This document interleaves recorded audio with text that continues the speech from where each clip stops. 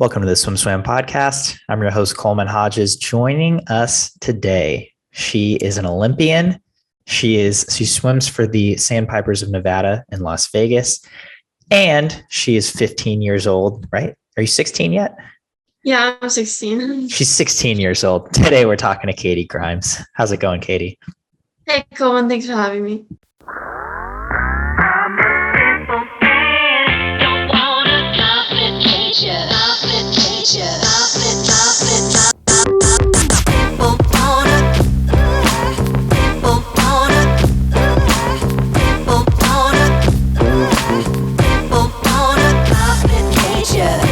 Thanks for being here. So question number one, do you have your driver's license yet? I don't have my driver's license yet, but I do have my permit, so. Okay, nice. How is driving going? It's going well. I'm still trying to get used to it, but I have a car that is a 1976 FJ40, so it's stick, and so I'm just trying to get used to driving that, but it's not fast enough to go on the freeway, so I'm just taking like surface streets and stuff, but. Sounds awesome. Oh my good God. I'm looking up your car right now because I'm terrible with cars. So this is like a Jeep. Yeah, basically. Yeah. Okay.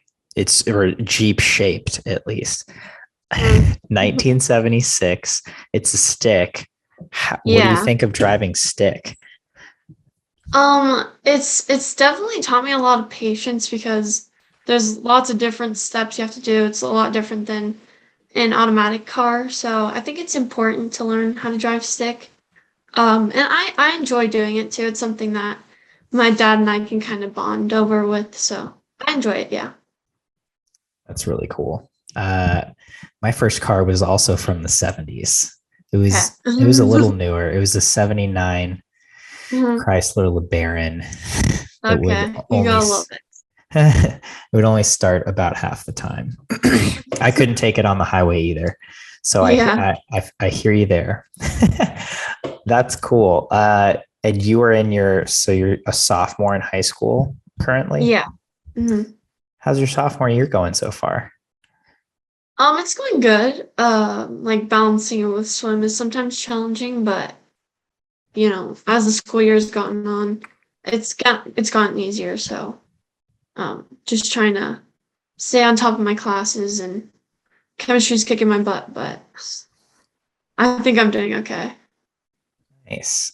How have you, or in what situations have you had to balance school and swim this year so far? Well, I kind of got a late start because my semester started while I was still in Tokyo. So when I got back home, I was pretty far behind, and it was kind of a struggle to catch up. But I'm kind of used to that because sometimes we'll have meets during the school week and training trips that kind of get me a little bit far behind. But I always end up catching up. That's one of the nice things about being homeschooled is that I can kind of do school whenever I need to, which is nice. That sounds pretty convenient, but also obviously it is a balancing act getting school and swim both done. So you mentioned Tokyo, and that's obviously one of the things I'd love to discuss with you today. So let's take it back to when the pandemic started in March of 2020. Were you gearing up for Olympic trials at that time? You were 14? Yes, I was 14 before trials got postponed. I had already had my trial cuts before COVID started. So, yes, we were gearing up for trials, but I never thought that I had a chance at making the team this go around. So we were just, normal training seasons, training trips, and getting ready for trials in 2020. Yeah. So once things got postponed, did that throw a wrench in your swimming just those first few months? How did you handle that? Were you doing, I know a lot of teams did dry land Zooms. I don't know what Sandpiper's Mhm. specific situation was with pool time or when you guys got to swim or how much you guys got to swim. Yeah, it did kind of throw a wrench into our training. A lot of our pools got closed and we had to go out and find different areas to train. Fortunately, we had Lake Mead that we could go and do some open water practices there. Some families that were kind enough to open their backyard pools to us, we were able to go in and swim a couple laps there, but it was obviously very challenging to try and get in, the amount of work we needed to do. Um, but it ended up working out great. Did you feel a significant shift from how much time you were out of the pool once you got back to normal training? Was it, did you have the noodle arms, or were you able to stay pretty consistent or at least stay in touch with the water during that period? When we went back to usual training, I felt like I had done a good job over COVID of keeping intact with my training. But there definitely was some times where I struggled getting back into the groove of doing everything.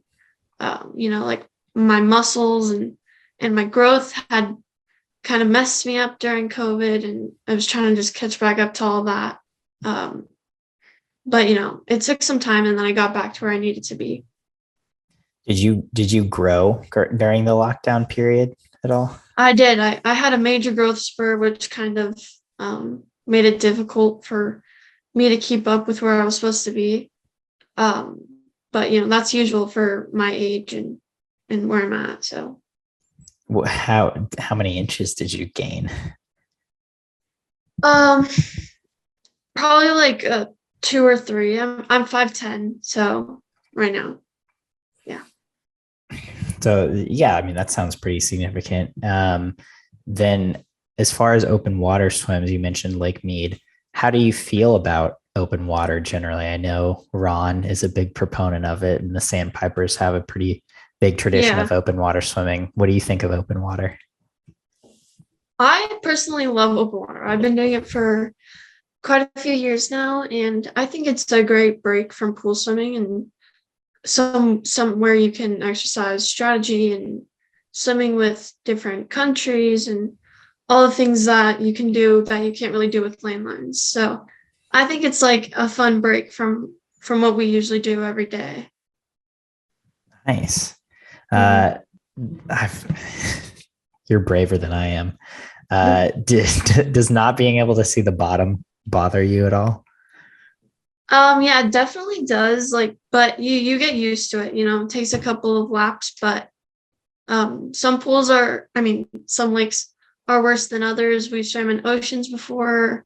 It just kind of depends. Like, it freaks me out when we swim in the ocean because of like sharks and stuff, but I have to trust that the staff is like keeping a good watch on the wildlife. Dude, seriously, that that's a little intense. Do you have a favorite place you've ever done an open water swim? um, not really. I haven't gone to too many open waters on the national level, but uh, open water nationals are usually held in Florida or um, you know more like in the Pacific. It depends. I've only done one international open water, and that was in Abu Dhabi, and that was definitely a whole lot different from doing it in the States, but you know, just got to get used to it. What was different about the open water in Abu Dhabi at the short course worlds? It was super strong salt water, which I wasn't used to. Um, it was a little bit warm, which was fine. I got used to it, but the competitors were a whole lot different than what I'm used to here. But it's all just a learning period, and I think that's going to take some time for me to get used to those things. But I think I'm doing okay with it for right now. Yeah. Uh, since we're on the topic, you went to short course worlds, you swam open water. you got to swim a few individual events too. How do you feel Mhm. like that experience overall went for you? You said the open water was, different than what you were used to. How about the pool competition? Um, Abu Dhabi was definitely interesting experience for me. I didn't get to swim as much as I was expecting to, unfortunately, because of COVID and everything. But for the times that I did get to swim, I really enjoyed it. That was only my second international competition that I've had before, and I had a blast. And hopefully, I can get another shot at showing what I can do on the international stage again. But unfortunately, it got shut a little bit earlier than I was expecting it to, but it's okay. It's kind of an interesting meet for Mm-hmm. everyone, I think, right? Yeah, Um, totally. yeah. So, yeah, unfortunately, that ended early, but like you said, hopefully can get another shot at it one of these Yeah. days. Okay, so going back to training through the global pandemic, when you got back to normal training with Sandpipers, did you feel pretty different once you started to hit your stride? Did you feel like, oh wow, this is going better than I expected it to? Yes, I did feel like what I had done over the pandemic definitely helped me feel better than what could have happened. I feel like I was very fortunate to have the opportunities for training that I had during the pandemic, because I know a lot of people just got completely wiped out. And we had a couple of places that were able to help us keep our training going, and I'm super fortunate for that. And when I got back to training, I felt like I was pretty on track, and was confident in what I had done. And so when was your first meet after you got back to normal training? Oh geez. I think one of them that stands out to me is the Cheer Pro Series in January. But I'm sure we had a couple before then, but that's one that comes to the top of my head. Yeah, tell me about that one. What makes it stand out for you? So that was in San Antonio, and I was kind of far off my times at that meet, but I was super shocked with some of my other races and how they've progressed over the pandemic, and it kind of made me excited to go back to training and be able to focus on some of these different avenues that I had seen that I had gotten a little bit better in. But yeah, I think going to that meet after those couple long months was definitely nice to get back into racing. What specifically sorry, what specifically do you feel like went well, or were those avenues where you could improve in that were shown to you in San Antonio? Um, More of my 400 IM kind of surprised me with how fast I had went, or how much faster than my best time I had gone, or close to it. Um, and so when I got back to training, I just kind of focused on that and came back to another pro series in March and had an even better swim. And so I was just kind of really pumped about the 400 IM, leading into the rest of the year and into trials. So yeah, but it did take a while for my distance freestyle to catch back up to me after the pandemic, that's for sure. Do you feel like that was just because I mean, obviously for distance freestyle, you want to have that aerobic base, and do Hmm. you feel like it just took a while to build that base back up for you? Definitely, yeah. And so, we get closer to trials and the meets continue to go well for you. Was Hmm. there a point where you thought that you might do better than you had expected to when trials were going to be held in 2020? Oh, absolutely, yeah. I think sadly the pandemic causing the trials to be postponed was super beneficial to me. One, because it gave me more time to just grow into my body a little bit and get some more training under my belt. But definitely, yes, I feel like I was in a way different spot in 2021 than I was in 2020. Okay. And was there a time when you were like heading into the meet and were you like, I think I can make the team? Or did you have any expectation of trying to make a final, make the team, anything like that? Um, I definitely did not think I was going to make the team, but I did have my discussion with my coach a few weeks prior to trials about the possibility of finaling the 400 IM and what I would need to do from that point on.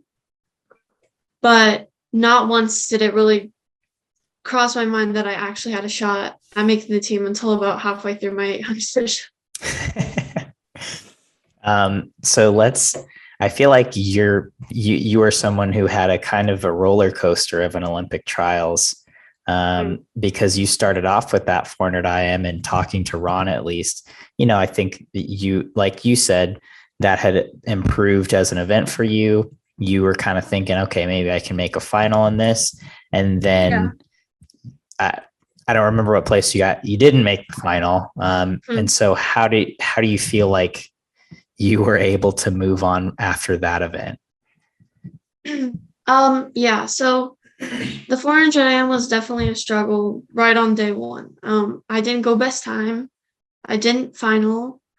And so that was super devastating for me. I kind of felt like all the work I had done leading up to that just went down the drain.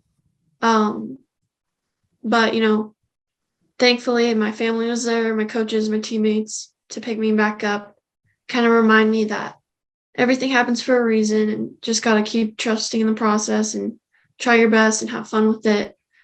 And so closer to the end of the meet, I had that mile, and that really surprised me because I did a lot better than I was thinking I was going to do. And so I was like, hey, like maybe I do have a shot. Maybe I just need to have fun with this and just stay relaxed. And I really wanted to make the final in 800. And once I did that, I was just kind of like, okay, just leave it all in the water, like this is my last shot. This is my last race. What do I have to lose, So, everything happens for a reason. And if anything had happened differently, I don't think that I would have made the team. Interesting. That's some good insight. When had you ever had experience racing prelims and finals of distance races like the 800 or the mile? No, that was my first time. Did you feel prepped? Did Ron, give you any advice of like, okay, in the morning of day one, this is what you do, and then night, day two, when you swim the finals, this is what you do? Or had you done anything like that in practice to prep? Yeah, I mean, Coach Ron definitely set us up well with our training and gave us great advice of getting the rest that we needed after prelims and to get ready for finals, like coming to the pool, just doing like a 45-minute loosen up to get ready for the next day, stuff like that. Yeah. Okay. So you didn't go in blind. You kind of knew what you were getting into. And then can you take me through that 800 at trials? And, you mentioned you didn't think you would make the team until about halfway through that race. Mm-hmm. So yeah, the 800, I remember being super, super nervous before, but I kind of just went into it with the mindset of taking advantage of what I had been given, which was a lane. Even though it was lane 8, it was a lane. So I just gave it my best, and I kind of felt like I was on an adrenaline rush the entire 800. I just felt like I was flying on top of the water. I felt the best I'd ever felt, and I just kind of went with it. And it's super crazy how close it was between me and Haley, but I really shocked myself because I was going up a field of really amazing swimmers. Every single girl in that heat was an impeccable swimmer. So I'm just incredibly thankful for how I swim. And I mean, after the race was over, I know just being a spectator, being a member of the media at that meet, that was one of the most memorable moments, I think, is seeing you get to embrace your family, seeing your reaction. Can you take me through, what went through your head after realizing that you did make the team? Oh, I don't even think I realized it. Like, it was just taking so long to set in. It still hasn't even set in, but it was such a shock seeing the two next to my name and just like being able to go up to my family and like have that moment with them was super special. And I can't thank Katie enough for everything she's done for me and being so awesome. And it's something I'll never forget. And so you make the team, you get to be a part of Team USA. And can you tell me a little bit about training camp and what stood out to you there? Yeah, so that was like the best couple weeks of my life was this training camp in Hawaii. I had so much fun there, and I was so fortunate to have Erica and Bella, just a little bit of familiar faces amongst all of this, new stuff that I was experiencing. And it was like a great opportunity to meet all these amazing people. And I had made it a goal for myself to talk to everyone at least once because, I can tend to be pretty shy. So I wanted to make sure that I kind of came out of my shell and talked to everybody. And so I did. And I don't regret it because I made some really awesome friendships. Who stood out to you? I don't want you to like pick favorites or anything, but like, can you tell me about some of the conversations you had? Well, it's funny because I was just flipping through the journal that I kept throughout Hawaii and Tokyo because something that the veterans really stressed was making sure that we document, like even if it's just a little bit each day. They didn't want us to forget like all that we had done in special moments, So I was kind of flipping through the journal the other day and just some funny things like that I wanted to write down in the book, like what I had talked about with Caleb or like Katie or, anybody like Allison or some great advice that I was given or stuff like that. That seems like great advice of documenting and journaling. Had you ever journaled or, written like that before? So at home, I will write down what we did for practice, how I felt, things that I could do better, that kind of stuff. So I try to keep a routine of doing that because I think it's really helpful to be able to go back and look at those things and like see how I did this day when we did this practice or what I can do better next time we do this set, those kind of things. And do you feel like, through the camp itself, like at the time, do you feel like it was beneficial to have that reflection period of writing down, parts of your day each day? Yeah, totally. I think it was helpful and kind of like solidifying where I was, like writing something down physically is just like kind of helping me mentally accept where I was, what I was doing and like making the experience more unforgettable. So I could go back and look at these things. Like it just cracks me up, like what I would write down or the things that I just didn't forget, Can you give us any examples? Just like conversations that I would have with people like over breakfast, like what Katie Ledecky's dream dog is, which is an Airedale Terrier, which I learned. Or like talking about shoes with some people or like their favorite movies, things like that, Those are those are the unforgettable Olympic moments that I dream of, at least. That's great. That's really fun. So yeah, can you tell me a little bit about how the training itself went at training camp? I know I've talked to Ron and Erica and Bella at this point, and I know I've asked them about the mile for time that took place one Saturday afternoon. Can you give me your thoughts on how that went for you? Oh yeah. That was actually a great practice. I think that was one of our best practices that we had there together. I think we all went our best time, in practice, at practice best time. But the practice itself was a little bit difficult, just us three in the pool, but we had some of the staff come and like a couple of coaches which were there to motivate us, which was super nice. And we just had fun with it. We were just took advantage of the opportunity and we're like motivating each other and, what a once in a lifetime opportunity. So we just kind of had fun with it. Were there any other workouts that stood out to you during your time in Hawaii? So we do this set, which is 850s IM order, and then a 400 IM for time.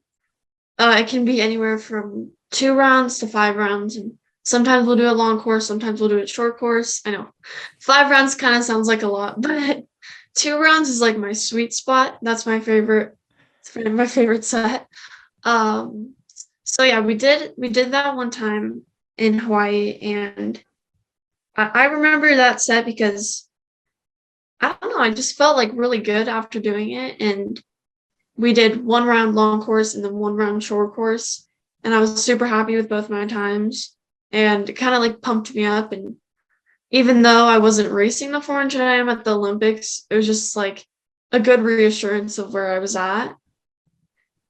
Yeah. Do you remember your 400 IM times? Long course, I went at 4:52. Short course, I went at 4:12. That is stout. I would be happy with those times too. So it seemed like training camp went well. Best 2 weeks of your life. Yeah. And then you go to Tokyo, right? And you have maybe 5 to 7 days there, I think, before the meet, and then the meet itself.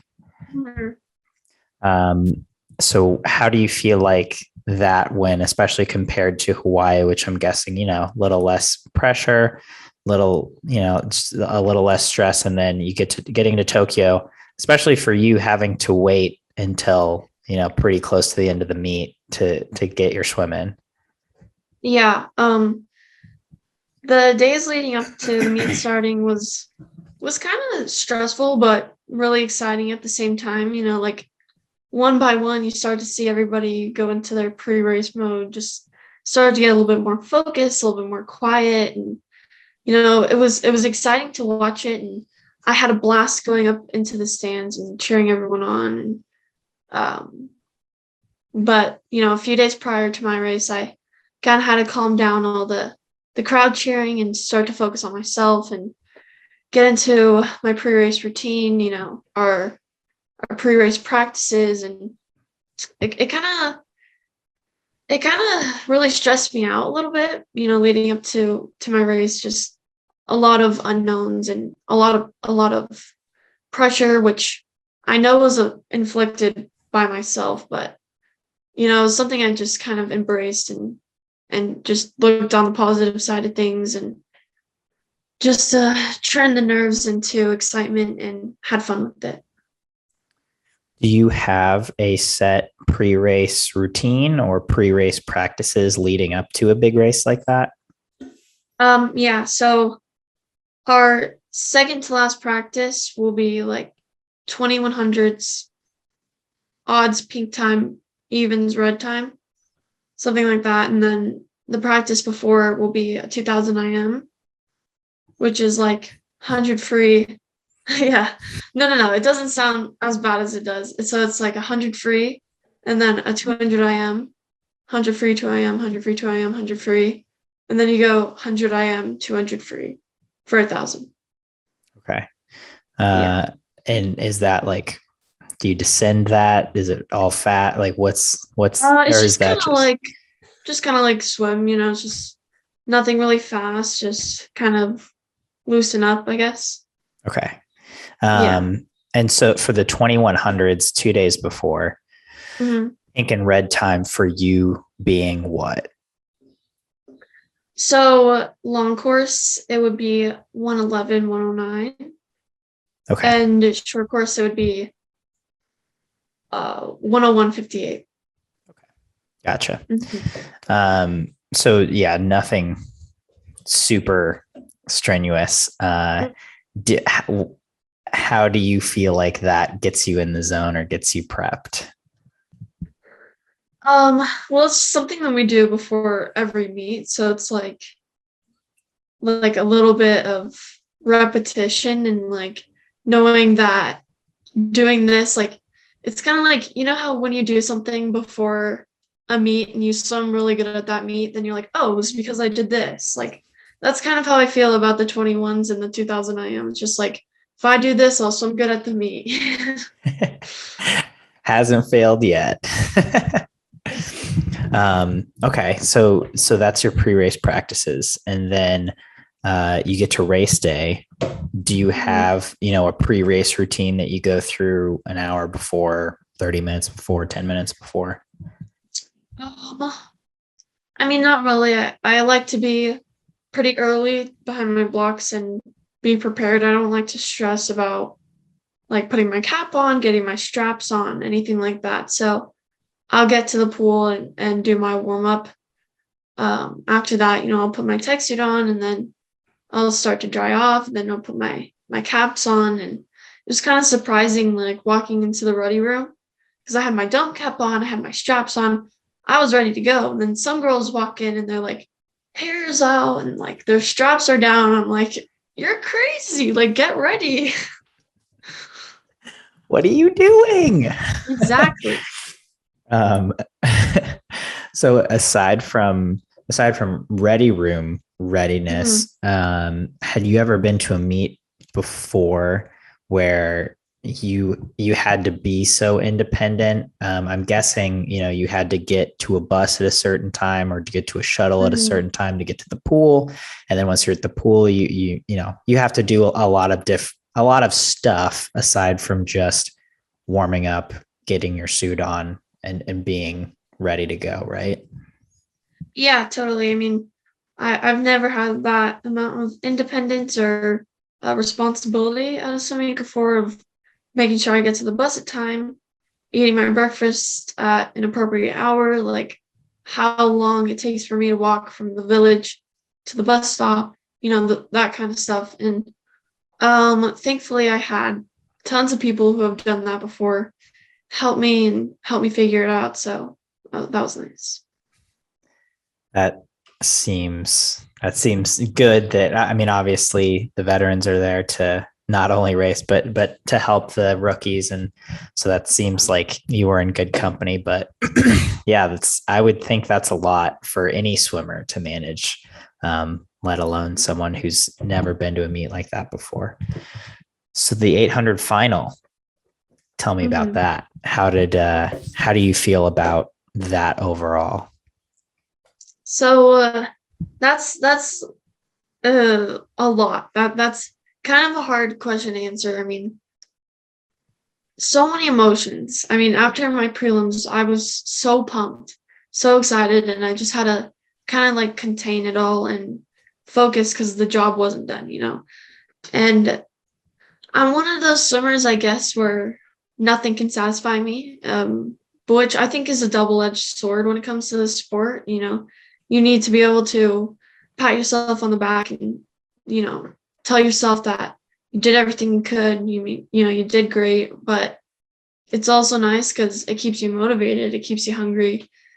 And so when I qualified for the Olympics, I immediately thought, okay, what do I need to do to final? And then when I finaled, I was like, okay, what do I need to do to medal? Like, I never took that time to be like, okay, nice job, you made it. But instead, I had to go right next to the next step. And I think that kind of messed me up a little bit. And when I didn't do as good as I thought as I would in the finals, it really disappointed me. And that's something I just had to bounce back from and just look at where I was and be appreciative of that. And,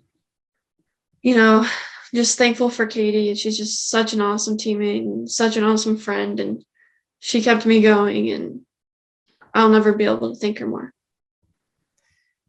So when did that bounce back period happen for you? Was it minutes after that race? Was it days? Was it weeks after the race? I'd say probably weeks. I mean, like it took a while, you know. Um, so I actually read Elizabeth Beisel's book Silver Linings, and she talks about her race when she was 15 years old at the Olympics in the 400 IM. And she talks about how she got fourth. She's like talking about how disappointed she was in herself. And I'm reading it and I'm like, why is she disappointed? Like, she did amazing. She got fourth at the Olympics. She's 15 years old. Like, she should be proud of herself. And I'm like, wait, you know, what am I doing? Like, I need to learn how to be proud of myself too, you know? It's a great point. So, I mean, I can imagine something like that would take time, but that's really cool that you were able to find a resource like that who Yeah. about someone who is in your exact same boat. Have you talked to Beisel at all? I've always looked up to her, but I met her for the first time at Golden Goggles, which was super awesome because she came up to me and she's like, Katie, and I'm like, you know who I am? Like, it just blew me away who she knew that I was, and I was like, what is happening right now? But she seems like a really awesome person, you know. She's super kind, and I haven't really got to like talk to her before, but I hope I do one day. That's I hope so too. She's absolutely one of my favorite people in swimming. So highly recommend that conversation, and I'm guessing you'll get it sooner rather than later. So coming back from the Olympics, can you tell me a little bit about your day to day now in terms of training with the Sandpipers and how that's been, since having this pretty monumental experience? Yeah, so training is a little bit different now. Erica's gone to Texas, obviously, and we've had a couple people move up into our group. We've had Claire Weinstein join us, which has been awesome. So I mean, I'm constantly challenged in practice every day, you know. There's another person beating me every day. So I'm having fun with it, you know, like we keep each other motivated. We, you know, joke around with each other and push each other, and it's a great team atmosphere, and yeah, I'm just thankful to have them. I would think it's pretty surprising. I mean, obviously the Sandpipers produced, three Olympians, two of which are in high school, you and Bella. And then you throw Claire into that mix, and then you throw, I'm guessing, some of the more elite boys into the mix. And it seems like a pretty rare training group for a club team. I'm curious as to what some of your favorite practices are that you do, and maybe some types of practices that aren't your favorite. Yeah, I mean, where do I begin? We do a lot of stuff. I mean, there's this one specific set that I really enjoy, but we haven't done it in a while. It's called Janet Evans. So basically what it is, I don't really know if it's like a thing outside of our club team, but it's basically 5 200s IM, and then you go into a 200 free for time, and then 4 200s IM, and then a 400 free for time. 3 200s IM, 600 free for time, 2 200s IM, 800 free for time, and then a 200 IM for time. And you can do a long course or short course. I think it's like a super fun set to like challenge yourself with, both with medley and with distance freestyle.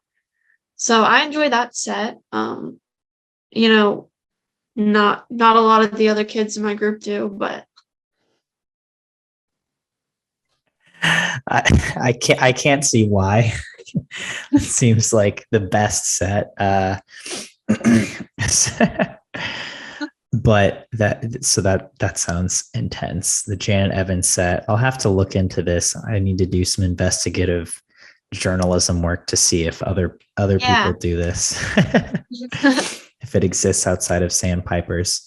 Have you had any competitions recently? The last competition that I had was, um, I mean, that pro series in tennis, Knoxville. Knoxville got canceled, so we ended up last minute changing our roads, and we went to La Mirada, for just a little, SoCal meet, and it was nice. What did you think of your races that you had there? Um, well, I guess I kind of was happy with it because I had come off that quarantine that I was in Abu Dhabi, and I had a couple of good races. It was right on my best times for most of them, and won a couple of best times in others. And the meet was set up with short course in the morning, long course at night, which is nice because that's not something we get to do very often. But yeah, it was just a nice little meet. Just a nice little meet. Yeah. That sounds cool, especially going best times. Do you, so training wise, or I guess at meets, do you swim events like the 100 free, 100 breast, 100 fly? Do you swim shorter events or is it all distance oriented? Also shorter events, like my coach, he put me in the 50 at this meet, or he'll put me in like the 2 free, which I enjoy, or the 100 back, stuff like that. But it's very rare that I get to do the 50 free. So I take advantage of it when I can. The 50 free, everyone's favorite. Do you have a favorite event? Um,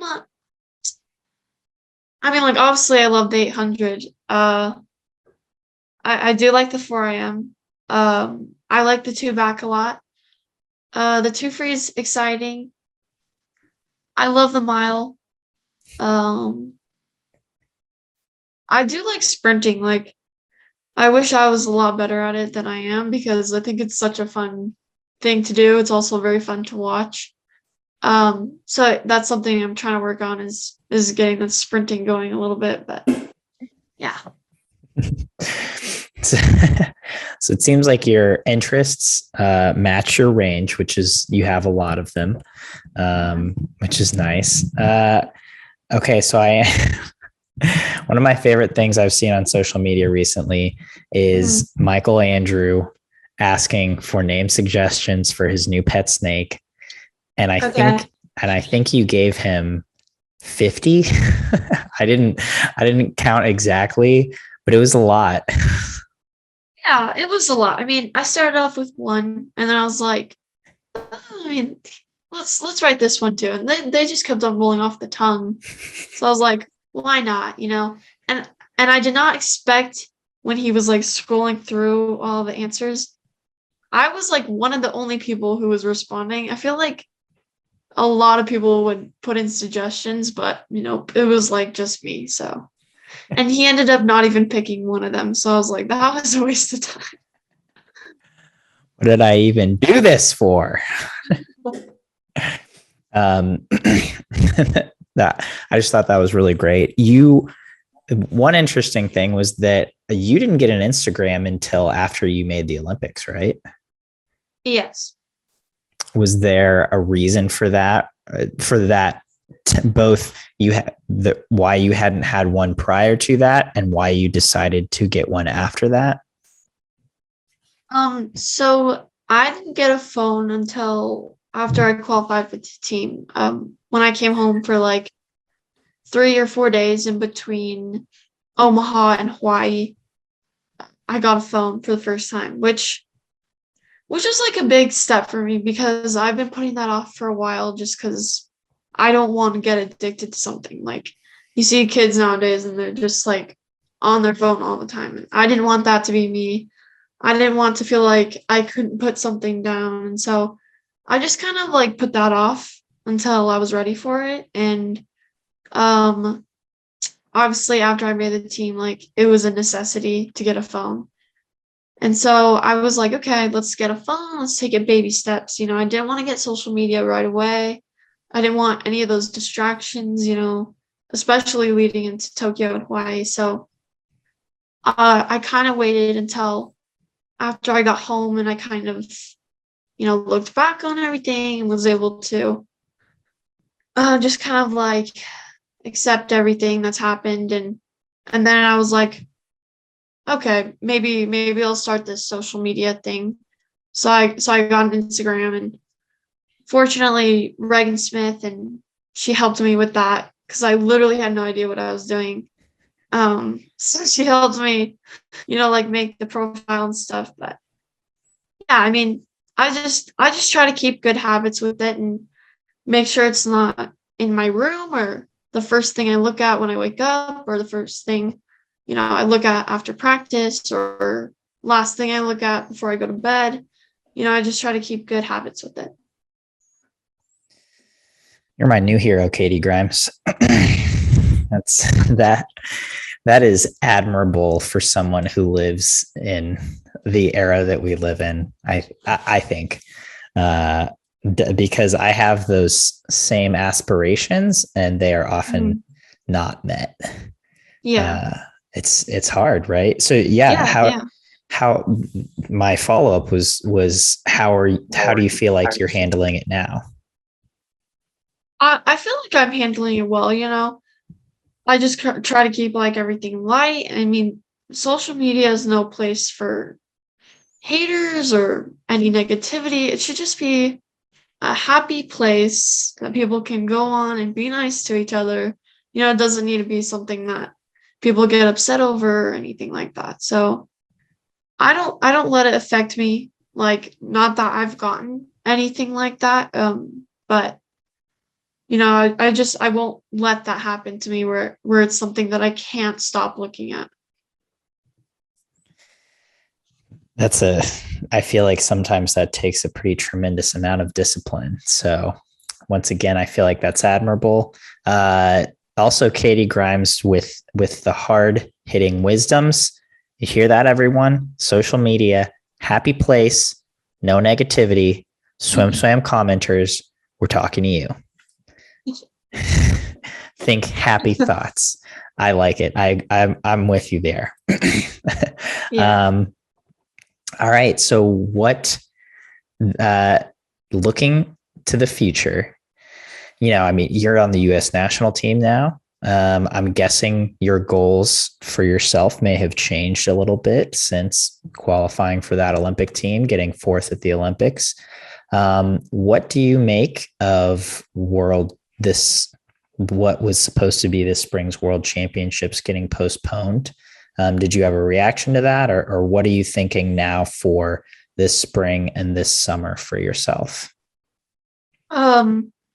Yeah, so Worlds getting postponed was a little bit shocking, but then again, just trying to look at it like the glass is half full.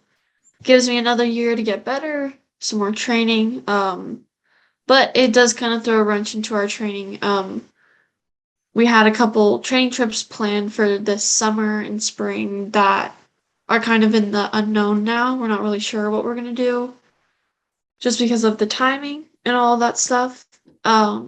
So our calendar is a little bit unsure right now. So we're just trying to take it day by day, focus on what we can control and not focus on anything else. So yeah, just trying to keep it day by day. Do you have a spring meet that you'll taper for at all, or a short course meet? I don't believe so as of now. Maybe just a couple little meets here and there, but I don't think there's any taper meets coming up.